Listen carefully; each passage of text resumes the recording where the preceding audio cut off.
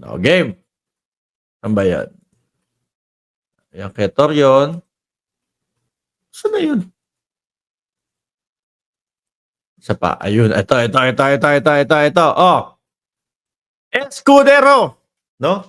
Ito po ay patungkol, mga kababayan, doon sa sinasabi nila na magkakaroon sila ng investigasyon din daw po. At nasabi po ni Senator Bato de la Rosa, gagawin kong resource person si Pangulong Duterte. Baka akala mo yun, ha? Sila pa po yung resource person. Sila yung iniimbestigahan, tapos sila po yung gagawa ng committee. Quadcom committee daw po, mga kababayan. Go, di ba? Tingnan natin kung tatagal din ng alas 12 yan.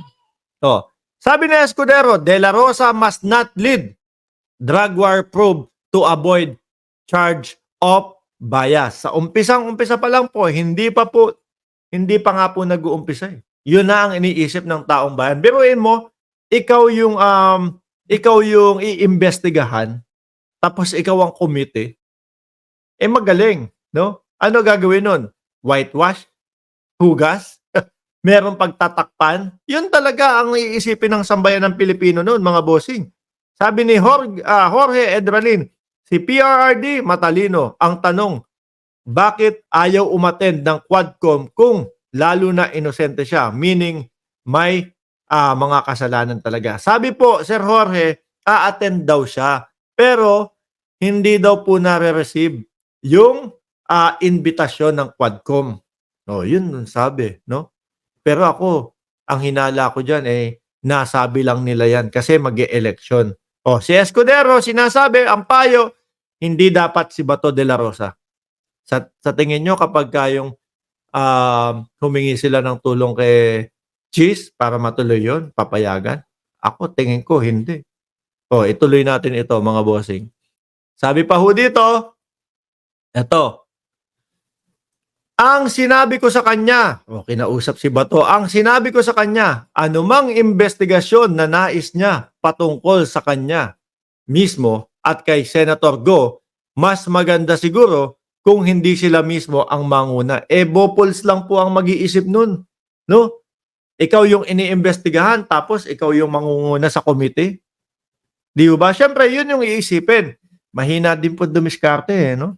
Mado ba namang sabihin mo sa yung mga tipo bang kachokaran mo na senador dyan, di ba? Uy, ikaw na manguna. Sabihin mo, ikaw mag-una nung ikaw ang mangunguna sa pag-iimbestiga kay Senator Bato.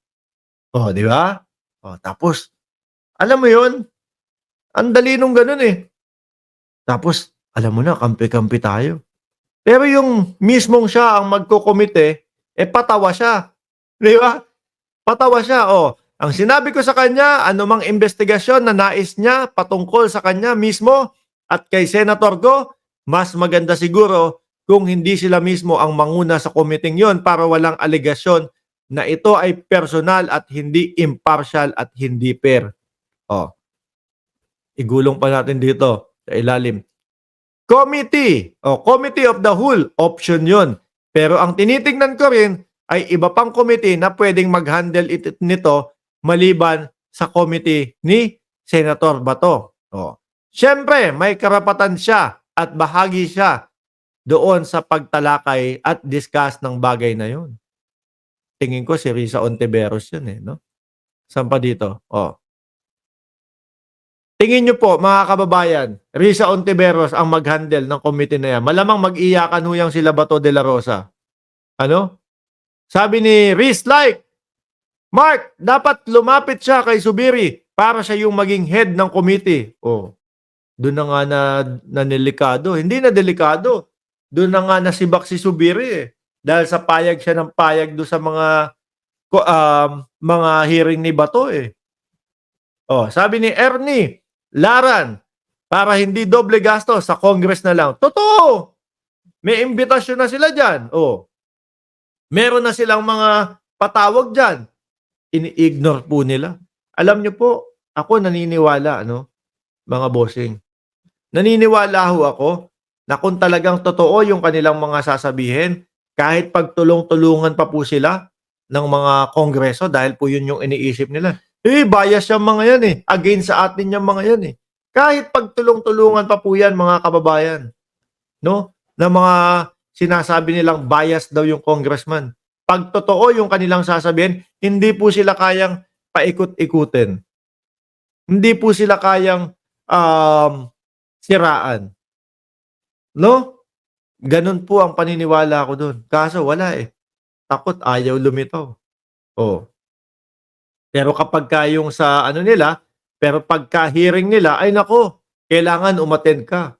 Magagalit si Bato. Baka manigaw pa yan, di ba? Oh, sabi ni Jorge Edralin, laganap na sa social media yan. Imposible, di nila alam. Correct. Yung patawag kay dating Pangulong Duterte. Biruin mo, hindi ba nanonood ng balita yan para hindi niya ano? O, sabihin mo na, wala kayong nakuhang imbitasyon. Eh yung mga balita, pinapatawag kayo. Yun na lang eh, di ba? Parang maharlika, oo, parang maharlika yan. Iniiwasan matanggap ang sabina. Sina PRRD, active yan sa pagbabantay sa social media. Baka nga nanonood sa atin yung mga yan. Di ba? Archie Beroya, pitikin na sana ni Congressman Dan Fernandez pati nangyari sa ilang malapit na na relatives na politiko magkakasunod. Bini, ano? Dito sa district niya, supporter naman niya kami. Hirap magsalita, nakaupo kapartido ni ex-president. Oh. Hindi makapal ang muka, nag-evolve na parang Pokemon. From EJK to all other. Oh, ridiculous na, sabi ho. Mga kababayan, pinapaikot-ikot na lang tayo nitong mga ito eh. No? Napakadali na pumunta doon sa Quad Committee para ipagtanggol ang kanilang sarili. Ay gagawa ng kanilang sariling hearing. No? Na sila po yung iniimbestigahan. Ano yun? Comedy nga po talaga. Kaya ang tawag sa kanila ni Shiro Kansaki is comedy chairman, mga kababayan. O ha? O. 48 minutos na din po tayong nagkukwentuhan at nagtatalakayan dito. Alam ko, gabi na dyan sa Pilipinas.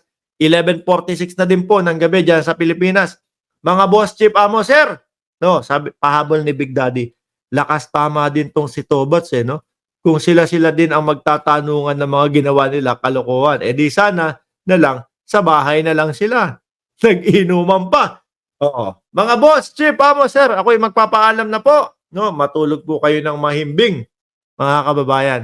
Ingat po tayong lahat at bukas po ng umaga, magsama-sama po ulit tayo. Ay, Spicy Cool, salamat po sa inyong pagsuporta dito sa ating channel. Maraming salamat and God bless po sa ating